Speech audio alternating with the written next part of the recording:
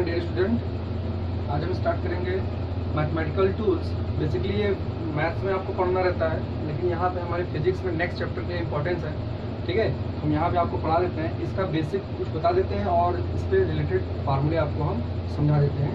ठीक है, तो ये चीज़ एक इम्पॉर्टेंट टॉपिक है फिजिक्स के लिए, जो कि आपको हर जगह इसका यूज़ मिलेगा। देखिए, मैथमेटिकल टूल में जो सबसे ज़्यादा इंपॉर्टेंट है वो है आपका डिफरेंशियबिलिटी, दूसरा आपका है इंटीग्रेशन। ठीक है, तो आज हम स्टार्ट करते हैं डिफरेंशियबिलिटी क्या होती है इसके बारे में स्टडी करेंगे और इसके फार्मूले को हम देखते हैं। ठीक है, तो आइए एक एक पॉइंट करके समझते हैं।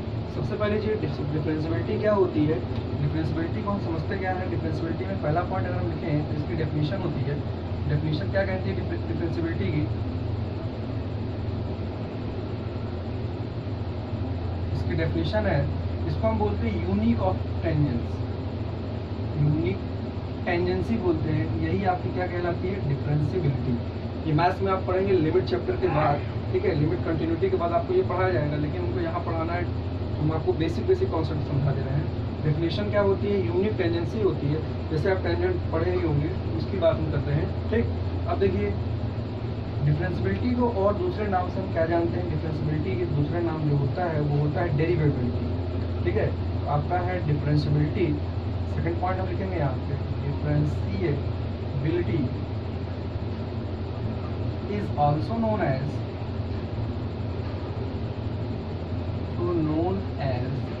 डेरिवेबिलिटी। बेसिकली हम डेरिवेटिव ही करते हैं, किसी भी आपको इक्वेशन दी जाएगी उसका डिफरेंशिएशन निकालना होता है। ठीक है, तो आइए इसको और आगे देखते हैं, समझते हैं क्या है। अब देखिए, इसमें जो आपको देखना है, डिफरेंशियबिलिटी के बेसिकली दो एस्पेक्ट्स होते हैं। ठीक है, तो डिफरेंशियबिलिटी के दो एस्पेक्ट्स कौन कौन से होते हैं, वो होता है पहला ज्योमेट्रिकल एस्पेक्ट्स एंड दूसरा होता है आपका फिजिकल एस्पेक्ट्स। तो देखिए, हमें जो पढ़ना है इन फिजिक्स में फिजिकल एस्पेक्ट्स पढ़ना है। ज्योमेट्रिकल एस्पेक्ट्स जो आपका होता है वो मैथ्स के टीचर आपको मैथ्स में पूरा डिटेल समझाएंगे। फिर भी हम देखिए आप कोशिश करते हैं, आपको कुछ समझा देते हैं। तो देखिए, डिफरेंशियबिलिटी के बेसिकली दो एस्पेक्ट्स हैं। आप पॉइंट लिखेंगे, डिफरेंशियबिलिटी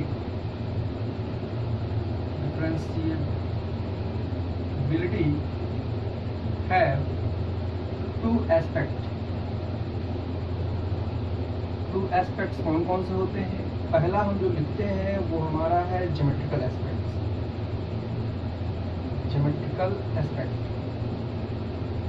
और दूसरा जो हमारा होता है वो होता है फिजिकल एस्पेक्ट।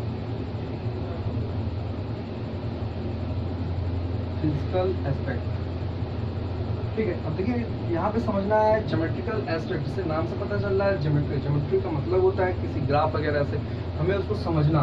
तो वो चीज़ जो हम पढ़ते हैं वो मैथ्स में पढ़ते हैं। फिजिक्स में यहाँ पे हम फिजिकल एस्पेक्ट्स है जिसमें हम पढ़ते हैं इंस्टेंटेनियस। जैसे आपने वेलोसिटी के टर्म में पढ़ा होगा, एवरेज वेलोसिटी पढ़ा होगा। एक टर्म इसी में और आता है इंस्टेंटेनियस वेलोसिटी। इंस्टेंटेनियस आपका हो गया मतलब वेलोसिटी हो गई, आपका एक्सेलरेशन हो जाएगा। इंस्टेंटेनियस एक्सेलरेशन क्या होता है। ठीक है, तो ये सब टर्म हम किसमें पढ़ते हैं, फिजिकल एस्पेक्ट्स में। तो देखिए, इसमें जो हम पढ़ते हैं ये आपका बेसिकली बताता है स्लोप ऑफ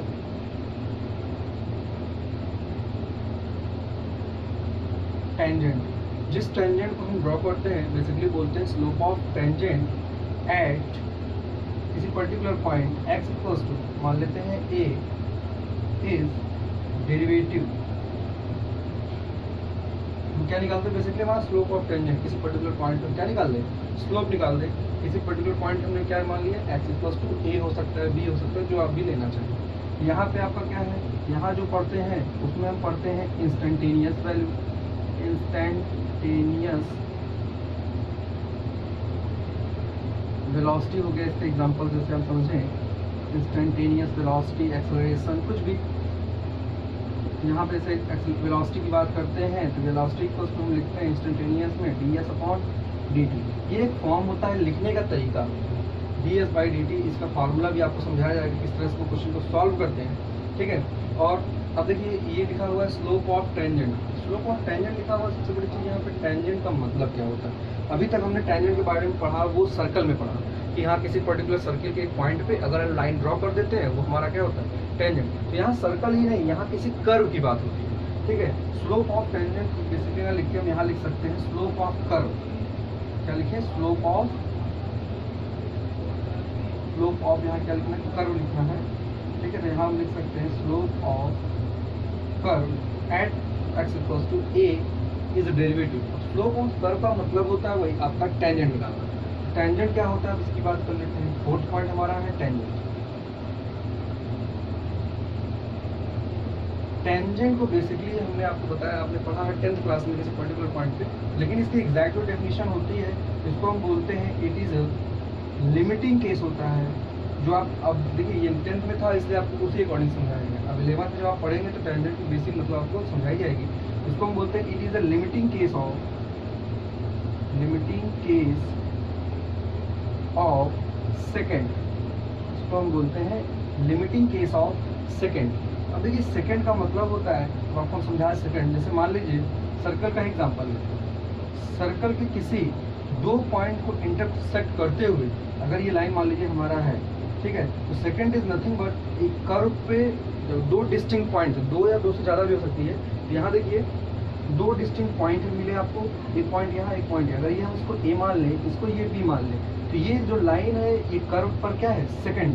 ये आपका कर्व है, सर्कल क्या है, कर्व है, और ये आपकी क्या होगी, सेकंड होगी, ठीक है। जो दो पॉइंट पे क्या कर रही है, इंटरसेक्ट कर रही है। मिनिमम 2 पॉइंट होने चाहिए, इससे ज़्यादा भी हो सकता है, ठीक है। अब हम बात कर लेते हैं इसके बारे में कि सेकंड जब बनाते हैं तो देखिए कितने इंटरसेक्ट पॉइंट, 2 पॉइंट्स हैं। अब इसके कर्व के थ्रू हम एग्जांपल लेके आपको समझाते हैं इसका क्या होता है ये। अब देखिए यहाँ पे जैसे हम मान लेते हैं कोई ग्राफ, अगर हम देखें, अगर हम कोई ग्राफ समझें तो देखिए अगर हमारा ग्राफ मान लीजिए कोई कर्व है, मैंने एक कर्व बनाया इस तरह से, ये आपने इस तरह क्वाड्रेटिक क्वेश्चन में बनाया होगा ग्राफ, ठीक है। अब देखिए यहाँ पे मान लीजिए 2 पॉइंट्स हमने कोई भी ले लिया, मान लीजिए हमारा एक पॉइंट यहाँ है, ये हम मान लेते हैं, ये x एक्सिस हम ले लेते हैं और ये y एक्सिस, ठीक है। अब देखिए इसमें जब आप पढ़ते हैं एक इक्वेशन आप जनरली हम आपको बता दे रहे हैं, जैसे आपने इक्वेशन स्ट्रेट लाइन इक्वेशन पढ़ा होगा, तो ये रहती है y equals to mx plus c, ठीक है। ये एक स्ट्रेट लाइन इक्वेशन है। देखिए बेसिकली ये क्या होता है, यहाँ पे हम लिखने का तरीका ऐसे समझते हैं, y is equal to F X. इसका क्या मतलब होता है, y जो है ये x का क्या है, फंक्शन है, ठीक है। y is a function of x, इसका पढ़ने का तरीका क्या है, y is a function of x। अब ये फंक्शन ऑफ x क्या होता है, ये कुछ भी हो सकता है, ठीक है। या क्वाड्रेटिक इक्वेशन हो सकती है, लीनियर इक्वेशन हो सकती है, ठीक है, क्यूबिक इक्वेशन हो सकती है, वो इक्वेशन आपको दी जाती है, ठीक है। जैसे हम आपको बता दें एग्जांपल के तौर पे मैथ्स में भी आप पढ़ेंगे, ये बेसिकली एक तरह का क्वाड्रेटिक इक्वेशन का ग्राफ बना हुआ है, यानी ये पैराबोला शेप दिया हुआ है। पैराबोला जो आप पढ़ते हैं, हम मान लेते हैं इस कर्व की जो इक्वेशन हमें नहीं पता है, तभी हम मान लेते हैं y equals to F into X, ये हम फंक्शन मान लेते हैं। अब देखिए इस पॉइंट को लेते हुए हमारा टेंजेंट हमको क्या बोला गया है, it is a limiting case of second. अगर हम सेकेंड ड्रॉ करते हैं, हम ये मान लेते हैं ये पॉइंट x इक्वल्स टू क्या है, a है। अब देखिए ये लिमिटिंग केस का मतलब देखिए, जैसे मैंने आपको टर्म बताया इंस्टेंटेनियस वेलोसिटी। इंस्टेंटेनियस मतलब किसी पर्टिकुलर इंस्टेंट ऑफ टाइम, मतलब बहुत ही छोटा से छोटा टाइम होना चाहिए वो। यहाँ पे फिजिक्स में जितनी बातें होंगी सब टाइम से रिलेटेड होगी, ठीक है। अब देखिए यहाँ पे क्या हमको बहुत ही छोटा टाइम लेना है, उसी तरह यहाँ पे भी जो वैल्यू लेनी है एक्स के आगे इस तरफ इंक्रीज करते हुए वो बहुत ही स्मॉल ली जाती है, लेकिन हम आपको समझाने के थोड़ा सा दिखाते बड़ा है, लेकिन उसकी वैल्यू क्या है, बहुत ही छोटी होगी। मतलब 0.0000001 या ऐसे कुछ वैल्यूज होती है, 0.0000 मतलब आप जितने जीरो लगा सकते हैं उसके बाद फिर 1। ये एक अप्रोच होता है, ठीक है। देखिए यहाँ पे हम मान लेते हैं अगर इसको सेकंड ड्रॉ करें, ये देखिए यहाँ पे हम आगे की तरफ इसको सेकंड ड्रॉ करते हैं, ये सेकंड हमने ड्रॉ किया, ये वैल्यू हम मान लेते हैं यहाँ पे जब आया ये x इक्वल्स टू क्या है, देखिए यहाँ पर तो a है, तो हमने इससे आगे गए, तो आगे जाते हैं वैल्यू को, देखिए यहाँ पे हम क्या लिख सकते हैं, x इक्वल्स टू क्या है, a तो था ही, यहाँ से यहाँ तक डिस्टेंस a है, तो ये डिस्टेंस हमने मान लिया h होगा, तो ये a प्लस h। तो इसको हम अगर हम मान लें यहाँ से यहाँ तक हमारे जो चले h डिस्टेंस ट्रेवल किया, तो ये क्या हो गया, a यहाँ से यहाँ तक हम जो भी डिस्टेंस मेजर करते हैं आपने देखा ओरिजिन से होती है, तो यहाँ x इक्वल्स टू a, ये पॉइंट क्या मिला, x equals to a plus h, तो ये x हो गया। लेकिन अगर हम y की वैल्यू, हमें या ये कर्व है तो हम y की वैल्यू ऐसे फाइंड आउट नहीं कर सकते। तो यहाँ देखिए अगर हम y निकालना चाहते हैं तो ये कोऑर्डिनेट जो आपका बनेगा, ये कोऑर्डिनेट क्या है, a है, ठीक है, और ये क्या बनेगा, f ऑफ a बनेगा, ठीक। कैसे समझे हमने इसे, देखिए आप जब पढ़ते हैं यहाँ इक्वेशन, जैसे आपने जनरल इक्वेशन पढ़ा y equals to ax plus b, अगर आपको बोल दिया जाए x इक्वल्स टू a पर इसकी इस वैल्यू क्या होगी, तो आपने क्या किया, y equals to a, x की जगह पर क्या रख दोगे, a प्लस b। आपको मिल जाएगी y की वैल्यू कितनी आ जाएगी, a² प्लस b। ठीक है, अब देखिए ये वैल्यू जो आपको मिल रही है वो यही से मैंने क्या लिखा equation y equals to fx, तो x के प्लेस में हमने क्या रिप्लेस कर दिया a। अब हमें एग्जैक्ट इक्वेशन इसकी मालूम नहीं है, इसलिए हमने क्या किया, x के प्लेस पे क्या कर दिया, fa कर दिया। तो ये जो कोऑर्डिनेट हमको मिला, ये पॉइंट हम अगर मान लें a और ये पॉइंट हम मान लें b, तो यहाँ b का कोऑर्डिनेट क्या लिखेंगे, अब b का कोऑर्डिनेट देखिए a प्लस h, तो यहाँ लिखेंगे x की वैल्यू है a प्लस h, और y की वैल्यू क्या है, y की वैल्यू हम लिखेंगे f of a plus h। बात समझ में आई। अब चूंकि हम ये राइट साइड लिख रहे हैं तो इसको हम पढ़ते हैं राइट हैंड डेरिवेटिव बोलते हैं, क्या बोलते हैं, राइट हैंड डेरिवेटिव। ठीक है, अब देखिए ये क्या चीज होती क्या है। अब हमारा देखिए a का कोऑर्डिनेट जो हमने लिखा, a is equal to, a का कोऑर्डिनेट अगर हम लिखें तो a का कोऑर्डिनेट हमारा है a plus f of a है, ये कोऑर्डिनेट हमने लिख दिया। b का कोऑर्डिनेट क्या है, b is equal to, b हमारा है a प्लस h, और ये क्या है f of a plus h, ये हमारे क्या हो गए, कोऑर्डिनेट हो गए। ठीक है, अब इसमें हमें देखना है कि हमारा ये स्लोप कैसे निकालते हैं। तो स्लोप को देखिए थोड़ा सा हम आपको हिंट दे रहे हैं। जैसे मान लीजिए ये हमारा कर्व है, अभी इस पॉइंट पर हमने टेंजेंट ड्रॉ किया, मान लीजिए हमारा ये टेंजेंट हमने ड्रॉ कर दिया। ठीक, तो ये वैल्यू जो ये एंगल थीटा होता है इसको बोलते हैं एंगल ऑफ इंक्लिनेशन। आपने ट्रिग्नोमेट्री में पढ़ा भी होगा, एंगल ऑफ इंक्लिनेशन क्या बोला जाता है, inclination.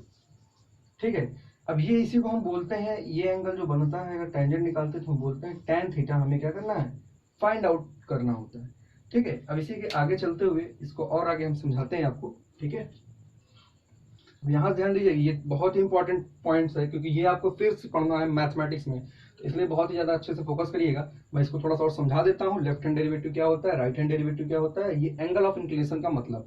Angle of inclination basically आप जानते होंगे, ट्रिग्नोमेट्री में आपने पढ़ा है, हाइट एंड डिस्टेंस वाले चैप्टर में। ठीक है, तो देखिए हमें यहाँ क्या निकालना है, tan थीटा। वहां भी आप देखेंगे ज्यादातर मैक्सिमम न्यूमेरिकल आप tan थीटा से ही करते थे, जिसमें आपको हाइट निकालना होता था और distance between the two poles निकालने रहते थे। ठीक, तो देखिए उसी के टर्म में हम आगे चलते हैं।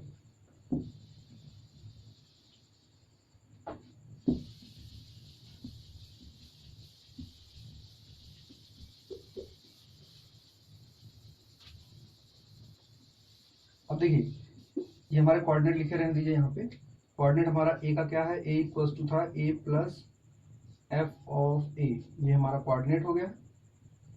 ठीक, ये हमारा कोऑर्डिनेट किसका है, b का। अब देखिए इसको समझने के लिए हमने क्या बताया था आपको, टेंजेंट बेसिकली ये क्या होता है, नथिंग बट एक सिंपल, हम क्या मान के चलते हैं, ये एक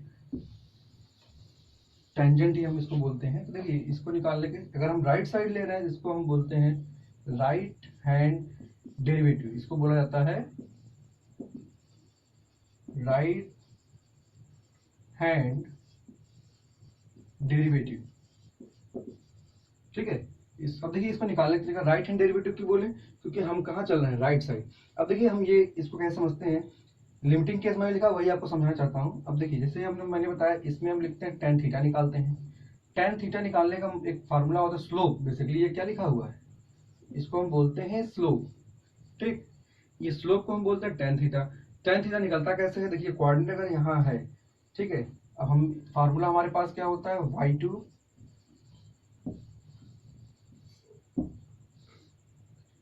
यहाँ हम लिखेंगे y2, सॉरी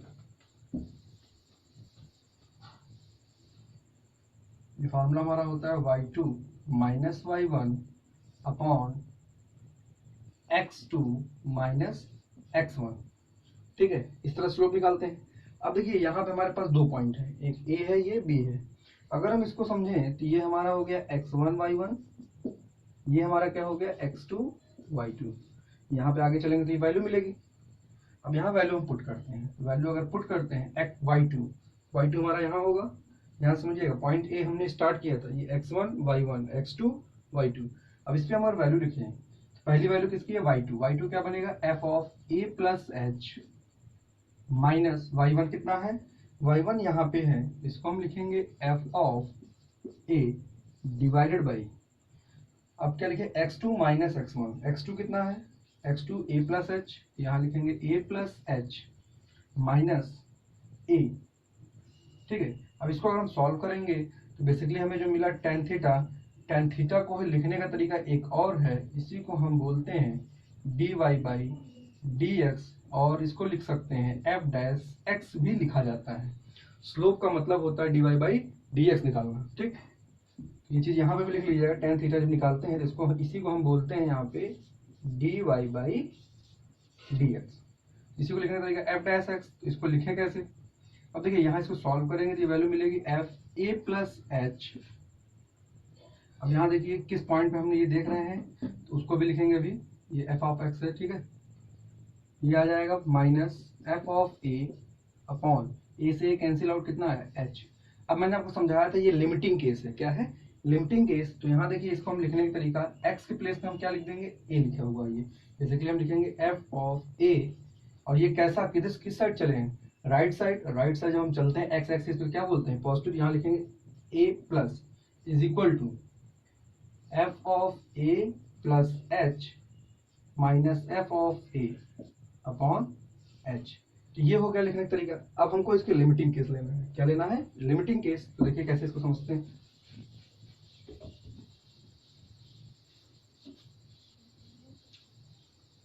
अब देखिए इन limiting case, in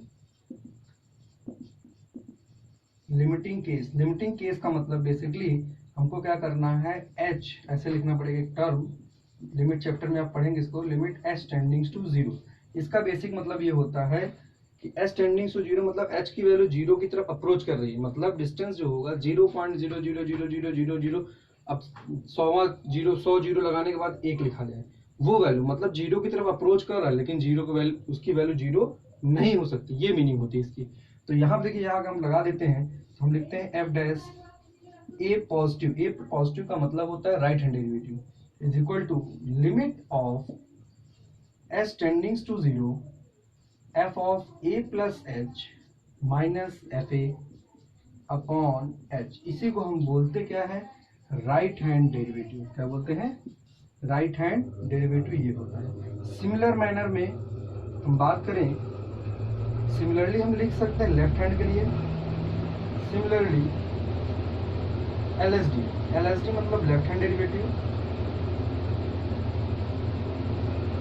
left hand derivative. अब देखिए लेफ्ट हैंड डेरिवेटिव क्या होता है। अब देखिए हमारा कर्व जो था, फिर से हम बना लेते हैं एक बार कर्व। देखिएगा कर्व हमारा कुछ ऐसा था, हमने यहाँ पे लिया था x इक्वल्स टू a लिया था। ये पॉइंट हमने एजम्पशन लिया था कि हम दिखाने के लिए मान लिए बहुत आगे तक ले गए हैं, ठीक है। ये सेकंड हमने ड्रॉ किया था, ये वैल्यू हमने माना था x इक्वल्स टू कहाँ चले हैं, a प्लस h पर चले हैं, ठीक।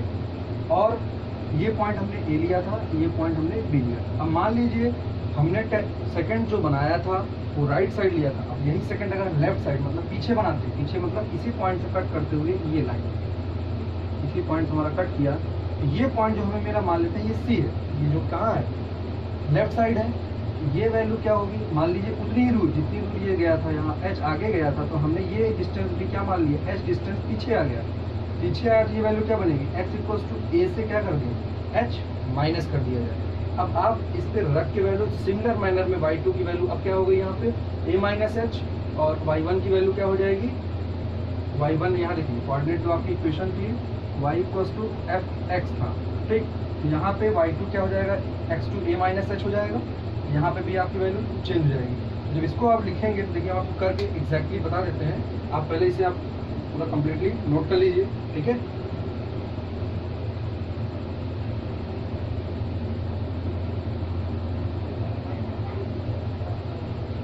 देखिए आपको मैंने राइट हैंड डेरिवेटिव समझा दिया, उसी मैनर में आपको लेफ्ट हैंड डेरिवेटिव देखना है। लेफ्ट हैंड डेरिवेटिव का मतलब अभी तक जो हमने सेकंड बनाया था, सेकंड कहाँ बनाया था, राइट साइड बनाया है। तो हम देखिए अगर ये value x equals to a, general point हम लिए हैं x इक्वल्स टू a यहाँ है, तो अगर हम आगे गए थे तो x equals to a plus h लिए, तो यहाँ का कोऑर्डिनेट हम क्या करते हैं, फंक्शन में रखते हैं, वैल्यू x के प्लेस पे क्या रख दिया गया है, a प्लस h। तो हमको क्या मिल गया था, राइट हैंड डेरिवेटिव, उसको हमने सॉल्व किया तो राइट हैंड डेरिवेटिव की वैल्यू हमने निकाला। राइट हैंड डेरिवेटिव का हमारा फार्मूला आया तो वो क्या आया था, f डैश a प्लस किसके लिए बोला गया, प्लस मतलब हम आगे गए। अगर आगे गए तो हमारा फार्मूला क्या बना था, राइट हैंड डेरिवेटिव का जो फार्मूला लिमिटिंग केस होता है, मैंने आप क्या समझाया, लिमिटिंग केस। अगर आप s टेंडिंग्स टू 0 लिख देंगे तो ये क्या था, f of a plus h minus f of a plus h minus fa A upon, अभी हमने क्या फॉर्मूला लिखा था, अपॉन एच। उसी तरह से अब इसको सॉल्व करेंगे। यहाँ पे भी देखिए हमने क्या बताया, लेफ्ट साइड जब आया तो लेफ्ट साइड का कोऑर्डिनेट मान लीजिए कोई हम बहुत ही स्मॉल पार्ट लेते हैं, लेकिन आपको शो करने के लिए सिर्फ थोड़ा बड़ा दिखाया गया, लेकिन मैं इसके जस्ट बगल की वैल्यू को सॉल्व करने की कोशिश कर रहा हूँ। देखिए इसके जस्ट बगल आएंगे तो ये एच मान लीजिए कितना है, एच डिस्टेंस अगर पीछे चले हम क्या लिखेंगे, ए माइनस एच, एक्स का कोऑर्डिनेट क्या बन गया, ए माइनस एच। अगर x equals to a minus h है तो यहाँ पे हम रखेंगे x equals to a minus h, तो हमें किसका कोऑर्डिनेट मिलेगा, वाई का। तो वाई कोऑर्डिनेट क्या हो गया, F of A minus H. अब इसको हम सॉल्व करते हैं इस इक्वेशन में जो हमारा tan थीटा होता है। अगर आप ध्यान देंगे तो आपको मैंने ट्रिग्नोमेट्री रेजिस्टेंस चैप्टर मतलब इलेक्ट्रिसिटी में मैंने आपको ग्राफ बताया था, वी आई कर्व में भी आपको ये चीज़ समझाया था क्या बताया था, बस आपको मैंने वहाँ पे स्लोप बताया था। इस स्लोप को बोलते हैं d y by d x बोलते हैं, जिसको निकालते कैसे, y2 minus y one upon x2 minus x1। सारे पॉइंट हमारे पास हैं, हम बस वैल्यू रख देते हैं। तो देखिए हम क्या लिखेंगे, tan थीटा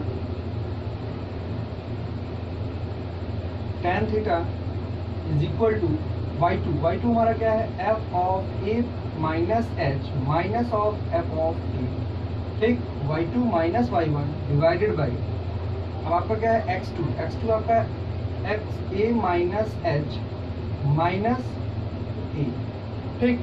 अब यहाँ देखिए हमने क्या बताया था, टेंजेंट जो होता है लिमिटिंग केस होता है ऑफ सेकेंड। अब इस सेकेंड की लिमिटिंग केस क्या मैंने क्या लेना है, अप्रोच h जो होगा बहुत ही स्मॉल हो, तो हम यहाँ लिखते हैं इन लिमिटिंग केस